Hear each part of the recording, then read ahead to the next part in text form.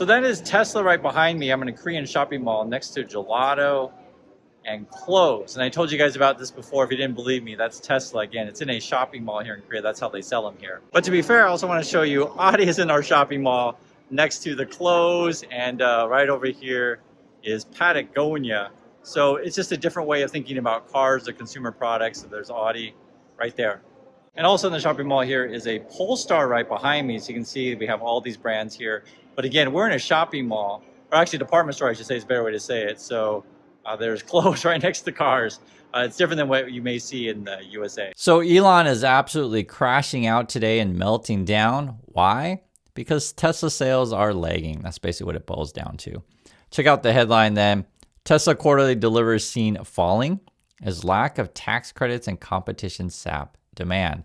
And the reason why I wanted to show you the environment that Tesla's cars are sold, because it may be something you haven't seen before, right? So again, here in Busan, Korea, Teslas are sold next to gelatos and ski masks. Can't make this stuff up. And also in the picture, you can see the Tesla robot, but basically it's treated here like a mannequin. And if you don't know, mannequins aren't real. The same way that Tesla and Elon's promise that robots are all going to change the world and they're all going to buy, 5 of these things. It's not real. It's all scam. And Elon's having a total meltdown on this because ultimately, like, the actual numbers catch up with you. You can't pump up this stuff forever. Here's another headline. Tesla circulates a gloomy set of estimates for vehicle deliveries. And this was really strange, actually, to be frank with you guys. I saw it yesterday and I was like, why are they doing this? They're putting out essentially estimates of what they think their deliveries are going to be. So first you have company says average estimate call for 15% drop. That's a 15% drop, okay? And this isn't necessarily unusual for this year because you can see some of this stuff early quarters this year, 13 and a half, right? Went up a little bit in quarter 3, but now we're getting a drop again. And then they put out this also thing along with the estimate of this year's drop. And I'm sure the Tesla fanboys and fangirls will be talking all about that because I'm just showing you what it is. Tesla's like saying, okay, but us in Wall Street by, 2029, in the future, right? I don't know what that 3 years from now, everything's going to go up. And I guess they're predicting, 3 million deliveries or whatever, right? And here's another chart based on that. Thing is, no one knows what's going to happen in 3 years. I just want to make sure that's clear. Do you know what's going to happen in 3 years? I don't know what's going to happen in 3 years. Plus, you have a lot of competition streaming in. It could change a whole new environment. And what if Toyota, just for example, I'm bringing up Toyota because they're the biggest car manufacturer in the world. What if they come out with an electric car that just absolutely obliterates Tesla? It's certainly a possibility. But basically, Elon, though, is melting down because Tesla sales are lagging. And essentially, Elon Musk is now exposing himself as a stock pumper, which is all Tesla is these days, is a stock pumping company. Look at this. He's talking about the stock today. Elon Musk, what do you say? He says correct, okay? And this is a reference to someone named Tully. Tully says, Elon's stocks aren't wealth. Okay. If the number of Tesla's share doubled, the world isn't any richer. If the Tesla cars are doubled, it's measurably richer, whatever. Elon then says, my Tesla and SpaceX shares, which are almost all of my, quote, wealth, only go up in value as a function of how much of a useful product those companies produce and service, okay? So basically what Elon's trying to do, he's trying to say the reason why the stock goes up is that because it's connected to the real world, okay? So Elon's trying to say, no, guys, it's not a bubble. It really is connected to the real world. However, that is different than literally the numbers that just came out from your company that you just put out that's saying, hey, we're going to have a 15% drop. And then it's all a scam, right? And then he's going to go on about his wealth and stock. Listen to this. This means my, quote, wealth can only increase due to producing more products and services for the public. Moreover, anyone else who is a shareholder in Tesla and SpaceX, which includes employees, participates in the upside of stock appreciation. And this is highly unusual for a CEO to tweet out about stock. You could certainly make the case that this right here is a manipulation. I'll let you guys be the judge of that. But this is highly unusual. Usually CEOs don't just talk about stock all the time and stuff like this. Also, he's going to get into politics now. Elon says, that is because I am a maker, not a taker, like Bernie Sanders type of politicians of the world. They take and they take and they take and they're on the take because they cannot or will not make. Okay, fine. And the reason why you bring up politics then is you try to get people's emotions involved. You change the subject, basically. And I just want to make it clear, guys, this is from Tesla. They're basically saying our sales are going to go down. Wall Street estimates are trying to say, oh, but 3 years from now, they're all going to go up. That's 3 years, right? It's all a stock pumping thing. And Fred says, this is a EV car writer, basically. If you put all the Tesla hype aside and you look at the actual value created and cashed in, Elon has taken all of it for himself. And here's some numbers. Elon has sold about $39 billion worth of Tesla shares since its inception, while Tesla has only made $38 billion in earnings, net of losses since inception. So Elon's getting all the money that Tesla's made by selling all the stock, right? At this rate, with earnings going down and Musk getting massive options, it's a trend that is likely to continue. And so just to make it clear, Tesla stock and the actual performance of the company are completely disconnected. It's all based on hype. And then Elon, that's why he has to try to tweet out and say, no, it's not hype. These are all connected. I have to put out useful products and stuff like that. You have to remember this, though. Their last major release, the Tesla Cybertruck, was an absolute disaster. It was a total flop.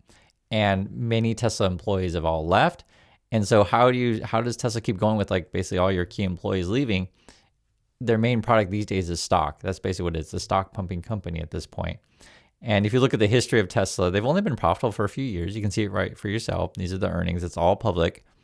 And, Fred's numbers, it's in the ballpark, basically. Yes, Tesla, Elon sold a bunch of stock, basically worth about the same amount of profits the company's ever made. Also, this is what Fred's saying. Is he on the attack today? It says, and responding to Elon's post, this is an oversimplification to such a high degree that it should qualify as a lie. Okay, so basically he's calling Elon a liar.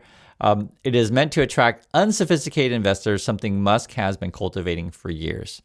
And this is a big part, the Elon Musk and the Donald Trump sort of crowd crossover.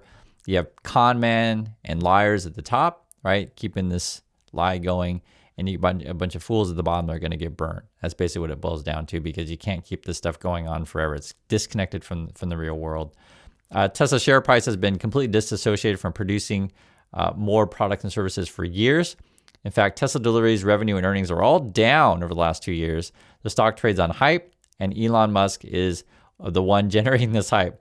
He has created a nice racket for himself, threatening shareholders to leave if he doesn't get more shares. And since the share price is based on the hype he generates, they feel they have to give it to him or the stock will crater. And this is a really good evaluation of what this stuff is all about. And yeah, Elon's like, if you don't give me a bunch of stock options or whatever, I'm gone, I'm out. And people are like, oh my God, don't leave, Elon. You're a king stock pumper, right? And so let me show you guys this too.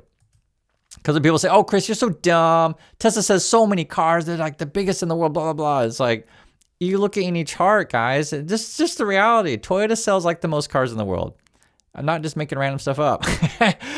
and you can go on the list down the line. I just want you to see that like it's a very competitive market out there for cars. It's very competitive. There's a lot of brands out there. You don't have to buy a Tesla. And in fact, a lot of people aren't these days. Here's U.S. auto sales in USA. Tesla's not even in the top 10. It's you can see it right there. It's just not, it's not hard to figure out. I guess if you're a Tesla fanboy and fangirl, you live in some sort of culty land. Just to give you some frame of reference, Toyota sells, roughly 11 million cars a year. What was the Tesla numbers? Like 1.5 million, something like that. Deliveries, yeah, it's like 1.5 million. It's in that range. So, Toyota is like about 10 times bigger. Hyundai, I think, is like maybe 3 to 4 times bigger, etc. Like Tesla's not that big. It's not as big as you think it is. And basically, this is all based on stock pumping. And the funniest thing about Tesla is they got the most bizarre news all the time. So Elon's all trying to tell you they're going to make a bunch of money with robo-taxis. And they had this funny thing recently. Tesla puts a $150 price tag on bad behavior in its robo-taxis. And it's funny, whenever I see this stuff, I'm just like, I wonder if people have been crapping in the car. Possibly.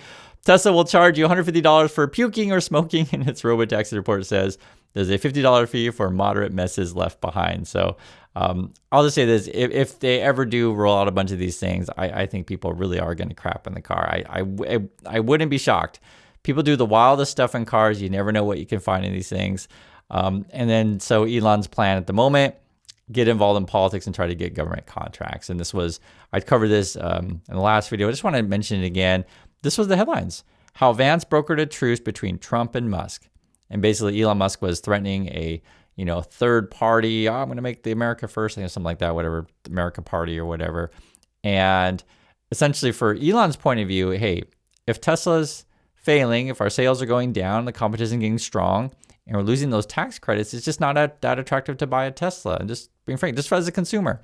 And that's why I showed you guys, like here in this environment, Tesla sold next to gelatos and ski masks. It's not a religion. It's not a temple. Elon's not my God. It's sold next to gelatos and ski masks. So I can't make this up. I'm just showing you guys what it is. And I know this really upsetting to Tesla fanboys and fangirls that there are other car brands in the world and there are other products that I can buy. And I don't even have to buy a car if I don't want to, right? You don't have to buy cars. And if Elon was, really this massive genius, he wouldn't need employees at all, right? He would design all this stuff himself and he would show you guys how smart he is and stuff like that.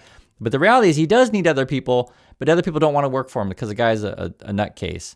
He's also an addict, and it's obvious, and it's sad that anyone doesn't see it. And I encourage you guys, if you want to educate yourselves, I mean, it's up to you. You have the choice whether or not you want to do it. Enron is a really fascinating case. There's a fantastic movie about Enron.